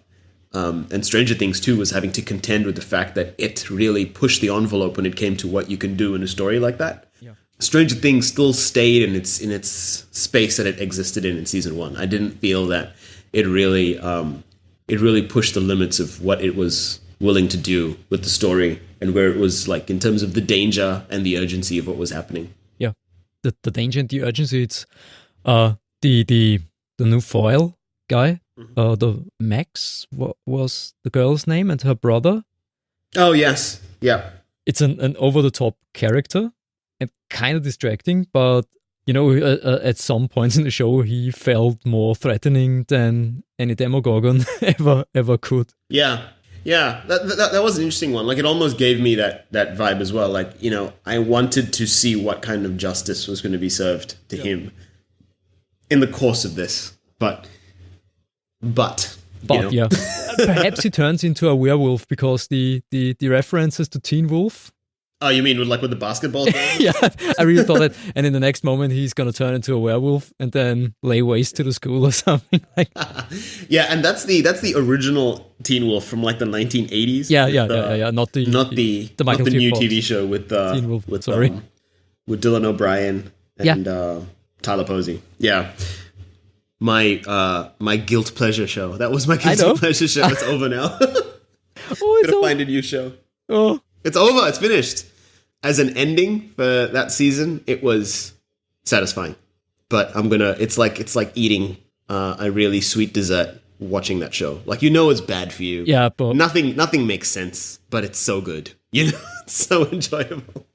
I'm sad for you. It's fantastic. Like, Teen Wolf did such a good job at like that horror genre when it came to having a sense of like, because they go through like obviously the werewolves and all the beasts. There's the insane asylum. All of them were in the school together. That New Mutants, to me, going back to the New Mutants discussion we were having, just feels super awkward and contrived. Mm-hmm. So, you know, Teen Wolf is better than New Mutants so far. So that's all I'm saying. Probably ruined any credibility I had with giving these reviews at this stage. It puts your thoughts on New Mutants in a completely different new light. In a different way. No, I mean, look. Legion, yes. Teen Wolf, yes. New Mutants, meh. So we'll see what happens. I've got a lot of range in my taste. All right, cool. So that was... what were we talking about? Stranger Things. Stranger Things. That was Stranger Things. Really good. I watched Neo Yokio. I thought... Yeah, have you seen that? So Neo Yokio is a Netflix anime American show. What'd you think of that? I couldn't get through 10 minutes of the show. I think the voice work is not abysmal, but it's bad. It feels like if Tumblr made a TV show. You know what? Yeah, I can see why you would say that. The voice work is also very specific, I think, to the type of show they were making. Yeah. And the show they made is almost unlike anything else. It's unlike a lot of things. But what it is like, which I liked about it, was it's kind of like a Bret Easton Ellis story from if you've read the books like Less Than Zero, which is about like teenagers growing up in LA. Less Than Zero was about teenagers growing up in LA in the 80s. And it's like drug use, parties, living that high-flying lifestyle as teenagers with not really understanding the repercussions of what's going on. Because it's the self-contained world, right? And so this is almost like something like Less Than Zero mixed in with like anime tropes and set on the Upper East Side in New York. So you've got this rich class-based system in Neo-Yokio, which is the city, which is this Asian/American city, with these anime themes about like, you know, fighting demons and stuff, but they've still got all of the like class-based drama about like our family versus the other family and like status and all that sort of stuff, compounded by the fact that there's this bachelor board in Times Square. You know, like I thought, and then like that high-flying lifestyle as well, and like the class war, which that almost implies, gets played out in Neo-Yokio. I found it really enjoyable. No, I'll give it a second viewing then. I think you don't watch it, you know, on its own merits, it is so weird. Yeah. That, you know, it's almost like, I don't know, like on its own merits, it's so weird that unless you immediately take to it, you won't enjoy it. Because it's almost sickening in the way it's put together. But I think what really made it work for me was like going back and reviewing like Less Than Zero, which I read when I was like in high school. Because it's that kind of, like the main character is just so, you know, it's such a weird main character. He's like obsessed over this girl, his heart's broken, you know, but he has to go out and fight demons because his grandmother says so, because that's what their family does, and they're going to lose social standing if he doesn't, you know. But then there's like the super rich kid who's like, doesn't have to fight demons because his family's just rich. They're like old money, you know. But then he has to attend all of these social events, and it's like, why don't you just let me brood in peace? You know, I liked it. It was okay, perhaps I have to give it. You know, I suffered through Inhumans. Neo should be a day at the park. Yeah, compared to that. Oh yeah, and it's short. It's only like, I don't know, 6 to 8 episodes or something. I don't think it's super long because I watched it mainly on the plane. So I did, you know, when I can't remember when I was flying. I was flying somewhere, and I watched it on the plane. It was cool because you can download your Netflix offline. To a device. So yeah. Okay. And then that was Neo-Yokio. Blade Runner as well is something I watched recently. That was good. Blade Runner 2049. Or really? Yeah. Okay. It was good in the sense that it's a very different movie from what, you know, we talked about Thor and Justice League, which are these super fast-paced thrill rides. Blade Runner was visually really cool, really took its time with the story, and really got to, you know, it's like the original movie in terms of the pacing, laying out, spends a lot of time with like Ryan Gosling, like just looking out the window, thinking quiet thoughts to himself. You know, it's that kind of vibe. But as a movie to watch, just to see the visuals, see the world they created, and if you like living in that world, it's really good. I haven't seen it yet, but, you know, my brother told me that it all comes down to babies at the end, and he thought that was very... Is that why you're hesitant to go watch it? Yeah. Like, I don't need any more baby storylines. No. I don't need movies that make me cry. Yeah. Yeah. Well, yeah, it's an interesting theme to what's going on in that movie. What it does do is progress the story, though. Okay. It progresses the story about the replicants, which is good. I'm really looking... I'm looking forward to it, but I haven't heard any good things about it. You're the first person in my social circle to give his review a positive vibe. Yeah. I mean, I can't remember what the critical response to it was, but it's definitely a film. It's definitely, you know, it's not a movie, which is just like a popcorn throwaway flick. This is a film that you can sit down with. Whether or not it's actually a good film, you know, is still up to debate. But it's definitely something you can sit down with and think about. So something else. Yeah, I would, you know, it's a great when it's like a bad rainy weather. Yeah. And you got a couple hours to stay at home. You can't go wrong with Blade Runner 2049.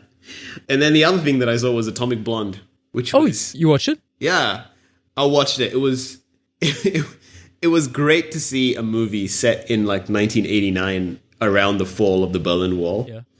the action sequences were fantastic. Like some of the best, they're the most brutal fight sequences I've seen in a long time. Like you physically feel pain when you watch the action. Like it's some pretty brutal fight sequences. And Charlize Theron, like as a character, I can't remember the character's name, but she takes damage in this movie through these fight scenes. Like it's not like a James Bond-esque fight scene where like he comes out unscathed. Yeah. Like she takes damage and it's like it's painful to watch. It's very gritty. But then there's the musical choice being set in 1989 is fantastic. There is one fight that happens to George Michael's father figure playing in the background. And I was like, this is the best thing I've ever seen in my life. It was fantastic. Okay. So, again, great DVD movie or Blu-ray movie for when you're at home and you got a couple hours. And I think that brings us up to date with all the stuff that I watched. I forgot to ask, have you finished or seen Discovery? Star Trek I haven't Discovery finished. Okay. I'm still at like episode 3. Okay, now we have watched past that. At some point we have to do a separate episode perhaps about that because I really want to pick your brain about it. Okay, so what are you up to now? I've watched all the episodes. I catched up on it yesterday. Oh, is the season finished then? Yeah, it's a mid-season break now until January 7th or something like that. Oh, wow. Okay, yeah, because we're going into Thanksgiving and the holiday season, I guess. So, okay, cool. I'll get a chance to catch up. Yeah, that's all I'll be saying now because... Okay, hold on. Are we talking Inhuman style? You want to pick my brain or... No. Are you going to send me into the hole of bad TV or no? No. Discovery is by no means a bad TV show. I won't go as far as... But it makes interesting choices, is what you're saying. Yes. Okay. It's, again, if Tumblr made it a TV show, it's such an interesting thing, and I'm not sure if I like it or I don't like it. I'm very ambiguous about that fact. Oh. Yeah. But I have thoughts. So many thoughts. Well, if they continue to have good... Because one thing that stood out to me in the first 2 episodes, the 3rd episode I was a little bit disappointed with, and I haven't picked up again since then. Okay. But I really like the first 2, which is what leads up to the situation that the lead character finds herself in. But visually, the show looked awesome. So as long as it continues to do that, I guess it'll keep me going. I'm very superficial that way. It looks beautiful. It's presented in a beautiful manner. Yeah. No worries there or no complaints there. Yeah. Because let me tell you, like I watched Transformers 5, the whatever the latest one is. Yeah. And it's such a terrible movie, but the sound and the visuals are so good that I continued watching the movie.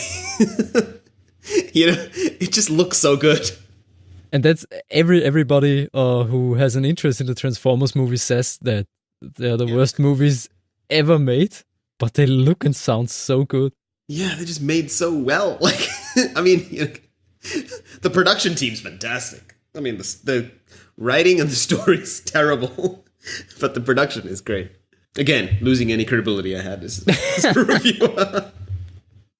It's like how many times can you just, because it's all just like at some point it just becomes a cartoon because it's all animated. It's just big robots fighting big robots and it's just crazy stuff happening. And the problem is the designs don't allow any. Oh, that's a big problem I have with the Transformers films that I at points in the movie can't discern the robots from one another. Yeah, because they're all just pieces of animate. They're all just big pieces of animated single pieces. Yeah. Like that is everything's moving. Yeah, but I think this last one was a little bit better at that because at least they gave the different robots different color schemes so you can kind of tell them apart. I mean, it doesn't make any sense. I still don't know what happened in that movie and what the point of it was, but it was visually very, very good to look at. It's almost like Transformers is where you want to like earn your master's degree in computer animation and then you graduate and then you go make real movies. Yeah. It's kind of like, it's all just students just making this movie together. It's the Michael Bay Academy. But the final projects get projected at the cinema. Yeah. It's like, when you make a student film and then you call your parents over and like everyone to watch it, that's what it is. In this case, you call a worldwide audience over. Yeah, and I still laugh every time I see Chinese product placement inside one of those movies. Like, it's so overt, it's so obvious. Yeah, I've heard about that because somebody saw it with a Chinese audience and asked me then if he missed any references and stuff. And I knew from you that they do a lot of Chinese product placement, that the people just laugh about. Oh yeah, every time the milk and stuff. Yeah, I'm pretty sure. Yeah, there was one piece of Chinese product placement that I saw in Justice League as well, and I think it was very subtly done. There weren't any specific Chinese characters in it because they used the English characters to say the name of the product. Mm-hmm. Which, if you don't know the product, you probably wouldn't pick it up because it's QQ. It's a Chinese chat app, so they just use the letters Q and QQ together. But there's a poster in one of the scenes, and so yeah, that was subtly done. That was good because it doesn't stand out. Like in Transformers, you'll randomly see someone on one of the characters was on their mobile phone using a Chinese used car app or something, like searching for used cars with Chinese characters. And like, you're an American dude. What are you on a Chinese app for? You know, it just doesn't make sense.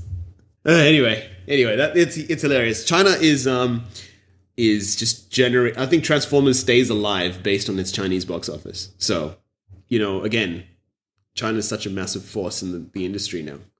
And it gets bigger and bigger. The whole region gets bigger and bigger. Growing, in consuming entertainment. So, and I haven't seen the box office for Justice League yet. I mean, it's still opening weekend, right? So it hasn't, but don't really have...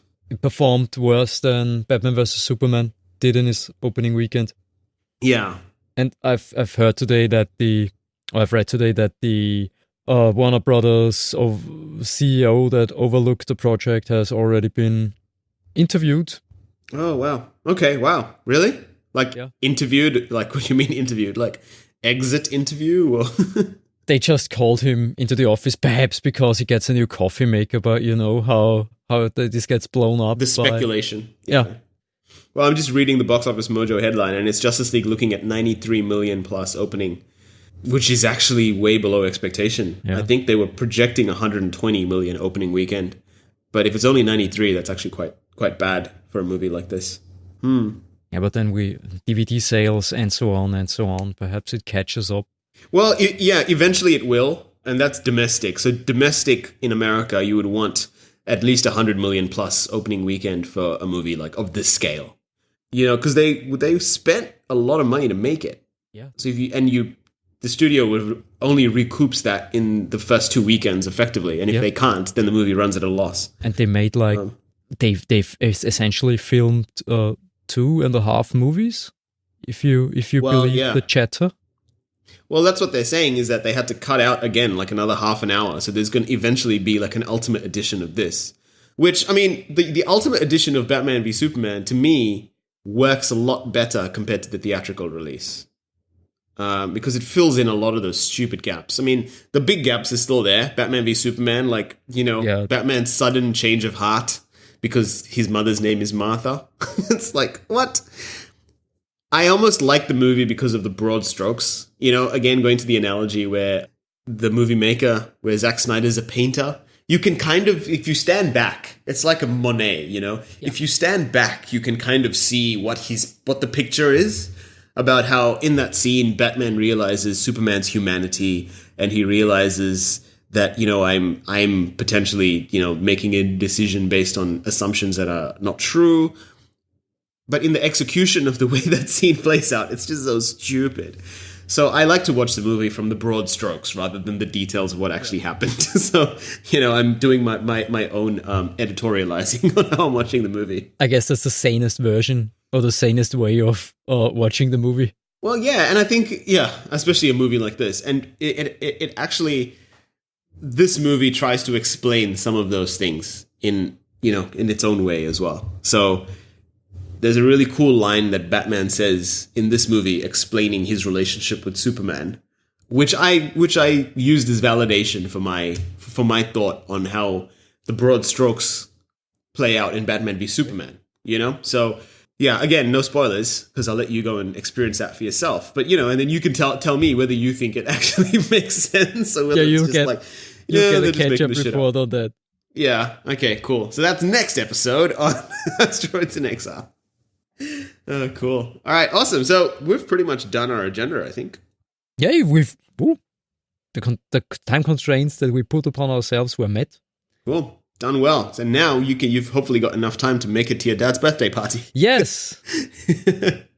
That was our limit for today. We had to get Martin out of the door in time. Yeah, I'll definitely make it. Awesome. Cool. Well, thank you very much, Martin. It's been an awesome discussion, as usual. I have to thank you. I can only... yeah. It was awesome. Oh, I'm so sorry. It was awesome. It was fun. English does not compute anymore. It does not. You need another coffee, I think.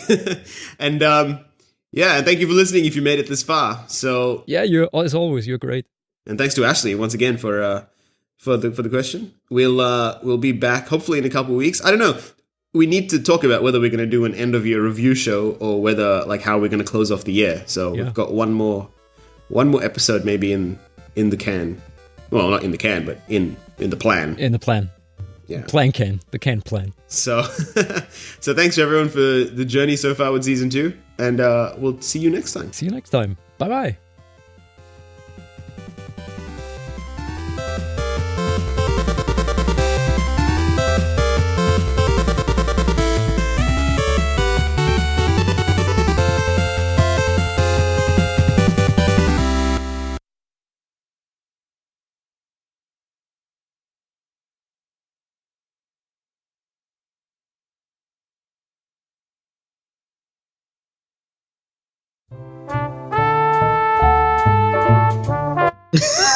He's like, again, to use a Batman reference, he's the asshole we deserve. The one we need, the one we deserve. Yeah, exactly. The asshole we need, not the one we deserve.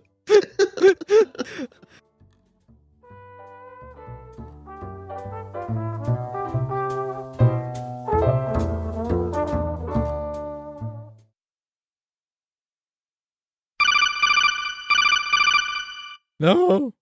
Neve, talk to me. You're all frozen up.